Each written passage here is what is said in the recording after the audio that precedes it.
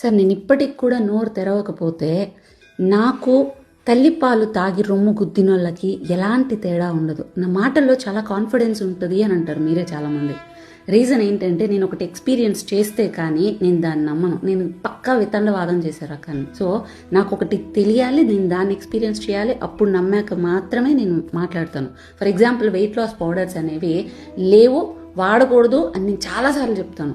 Reason ఏంటి అంటే నేను వేల ట్రాన్స్ఫర్మేషన్స్ చేశాను, నేను ఓన్గా ట్రాన్స్ఫార్మ్ అయ్యాను అండ్ నేను మెడిసిన్ చేశాను. సో నాకు దాని గురించి డీప్ నాలెడ్జ్ అనేది ఉంది. నేను ఒకవేళ దానికి సంబంధం లేకుండా ఉంటే ఏమో ఉండుండొచ్చేమో, ఉందో లేదో, ఉందేమో లేదేమో నేను చెప్పగలను. కానీ నేను అందులో ఎక్స్పీరియన్స్ చేసిన తర్వాత కాన్ఫిడెంట్గా చెప్పగలుగుతున్నాను. సేమ్ థింగ్ మీరు చాలాసార్లు మీరు ఇంటర్వ్యూస్కి రండి, లేదంటే మీరు చేసే పనులన్నీ బయట పెట్టండి, ఇట్లాంటివి చాలాసార్లు చెప్పారు నాతో ట్రావెల్ చేసే వాళ్ళు ఎవరైనా కూడా. నా డెసిషన్స్ ఎవ్వరు తీసుకోరు, ఓన్ డెసిషన్ మేకింగ్ ఉంటుంది. అండ్ ప్రతి దానికి కూడా నేనే బాధ్యత వహించి నేను అన్నీ చేసుకుంటూ వస్తాను. కారణం ఏంటంటే నాకు రావాల్సిన అప్రూవల్లో ఈమె నుంచి వస్తే చాలని. వీటికి ప్రూఫ్లు పెట్టలేం, సో మనం ఏమి చేయలేం. సో ఎనర్జీస్ ఉన్నాయి. నేను జీసస్ని నమ్ముతా, అల్లాని నమ్ముతా, ప్రతి ఒక్క దేవుడిని నమ్ముతా, ప్రతి ఒక్కళ్ళు ఉన్నారని నమ్ముతా.